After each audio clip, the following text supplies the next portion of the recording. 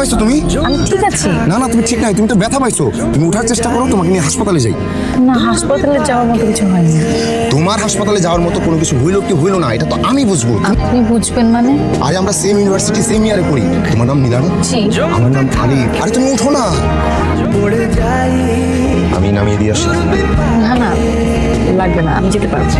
By তো, আজকের জন্য ধন্যবাদ। অনেক সুন্দর করে কেয়ার করেছেন। আজকে আমি গতকালকের জন্য ধন্যবাদ, এটা আপনার জন্য। ধন্যবাদ। তবে একটা ব্যাপার ভেবে খুব অবাক হয়েছে। অ্যাক্সিডেন্ট করেছি আমি, ব্যথা পেয়েছি আমি, কিন্তু আমার মনে হলো আপনি ব্যথা পেয়েছেন আমার চেয়েও বেশি। একটা আহত মানুষের প্রতি মানুষের সহানুভূতি থাকবে, এটাই তো কিন্তু আমার স্বাভাবিক। কাছে কেন যেন মনে হয়েছে সহানুভূতির থেকে অনুভূতিটা বেশি ছিল। আপনার কোন অনুভূতিটা হয়েছে? আপনার দেখানো সহানুভূতি নাকি আমার ভাবা অনুভূতি?